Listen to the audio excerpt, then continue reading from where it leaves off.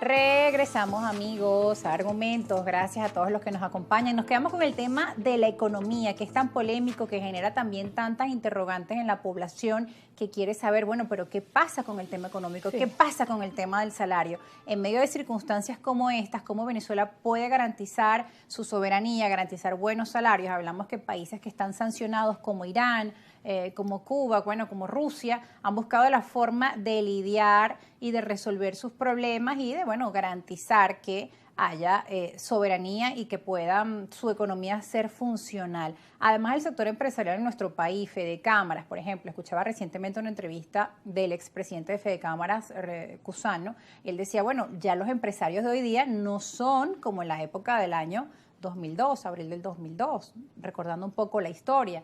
O sea, han buscado la forma también de trabajar por el país, incluso muchos de ellos se han pronunciado en contra de las sanciones, en contra de acciones que vayan a afectar la soberanía, porque una cosa es que una persona sea opositor y otra cosa es que no quiera a su país, no quiera a su patria o que no defienda la soberanía de su país. Una cosa es la soberanía y otra cosa puede ser que usted tenga sus diferencias con Maduro, pero eso no se discute, el tema de la soberanía. Por ejemplo, para muchos en nuestro país que también han recibido críticas de un sector pues más extremo.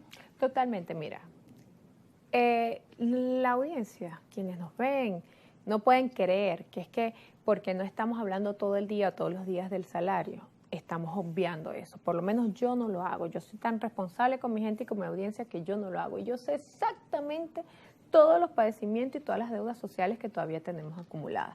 Pero también es injusto no reconocer la situación de asedio, la situación de agresión que ha tenido el país. Que el gobierno ha cometido errores y que han habido casos de corrupción que nos llevaron a unos desaciertos y algunas políticas de desaciertos. Sí, eso es verdad, pero yo también tengo que reconocer que el camino se ha venido corrigiendo. ¿Cómo tú pasas de 200.000 barriles a más de 1 millón de barriles? Eso solo lo haces porque tienes. Hay gente que todavía confía en el país a pesar de la situación. Hay gente que todavía confía en el gobierno porque yo, como inversionista petrolero, para yo venir a poner mi dinero aquí es porque confío en el gobierno. Y eso hay que reconocerlo. ¿Cómo se pasa de 200.000 barriles a más de 1 millón? Entonces tú dices, bueno, pero si ya pasamos a más de 1 millón, entonces ¿por qué no aumentan los salarios? ¿Por qué no aumentan las pensiones? Bueno, porque la economía no se dice tan fácil como lo pronunciamos. La macroeconomía y todo el tema de tener para asumir los pasivos laborales en un país donde el Estado es gigantesco y donde los empleados públicos son muchísimos, bueno, tiene que tener o conllevar a otros cálculos y una política económica mucho más planificada y proyectada que lamentablemente todavía estamos en una fase de recuperación que le ha impedido al gobierno hacer eso. Ahora bien, Rosa, ¿por qué no nada más enfocarnos en el tema de que, bueno, es que los salarios, es que, bueno, también tenemos que pensar que por qué no nos unimos los venezolanos para pedir, por ejemplo, que cese la agresión al país? Porque usted que me mira ahorita, usted tiene que entender que mientras que esto siga, la agresión, mientras que usted tenga una señora como María Corina Machado girando por el mundo diciendo que Venezuela hay que sancionarla, que Venezuela hay que agredirla, o cuando tú tengas un Leopoldo López diciendo que en Venezuela tienen que caer, usted tiene que entender que eso lo aleja a usted de ese salario, de esa estabilidad, de esa vida que usted merece y que usted quiere, porque toda la agresión política afecta y se traduce directamente también en la agresión económica. Por eso cuando hablábamos de lógica y decíamos que habían implicaciones psicosociales y también hay socioeconómicas. ¿Por qué? Porque bueno, cuando usted lo que tiene es una Carla Angola todo el día disparando, Orlando Avendaño, Manuel Rincón, toda esa gente todo el día disparando contra el país, porque no es el país contra quienes ellos disparan. Bueno, usted lo que está ayudando es a que la economía de Venezuela, de alguna forma, entre también, como tú lo decías, los mercados, bueno, se asustan, los inversionistas se asustan, las inversiones se contraen. Como lo que pasó con el espacio aéreo también, o sea, digamos, a las aerolíneas recuerdo que emitieron comunicados, no queremos que nos sancionen por esto porque en realidad el retiro de la concesión no es que nosotros quisimos tomar esta decisión, sino que nos envían esta nota y entra ese miedo. ¿Cuántas personas dejan ahorita de percibir o se le afecta su trabajo, su salario, las empresas, por ejemplo, que le hacen el catering a las líneas aéreas? esa comidita que usted se come en el avión. Esas personas se afectan, pierden sus ingresos. ¿Cuántas personas se afectan en los aeropuertos? Porque además hay que reducir, si no están volando, si no son despedidos en su totalidad, tienen que reducir al mínimo las plantillas, porque ¿cómo las mantiene si están cerradas?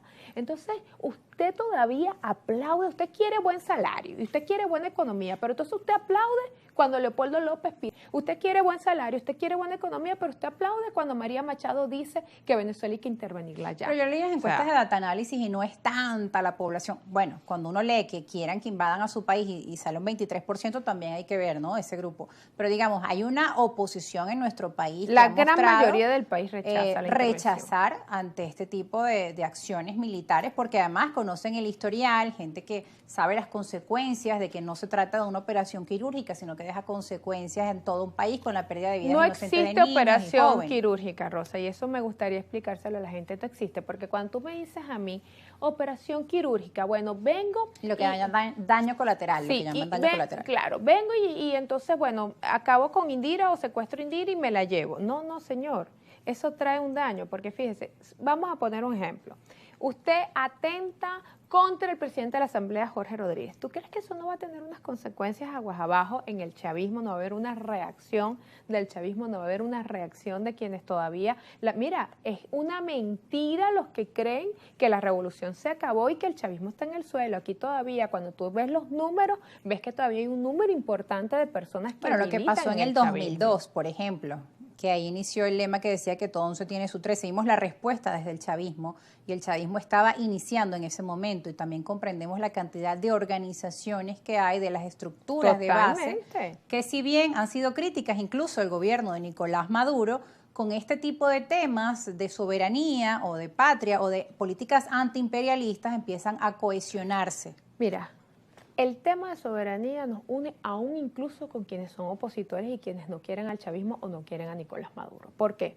Conozco un montón de opositores que te dicen, mira, yo no quiero ser chavista, yo jamás voy a ser chavista, mira, yo no quiero a Maduro, yo no quiero a Diosdado, yo no quiero al gobierno, pero yo no estoy a favor de que aquí Venezuela se convierta en el Estado 51 anexo a Estados Unidos. Yo no estoy de acuerdo con que vengan aquí a invadirnos, porque además no hay ningún país sobre la faz de la tierra que posterior a una intervención militar, sobre todo de Estados Unidos, esté hoy en perfectas condiciones. No hay uno.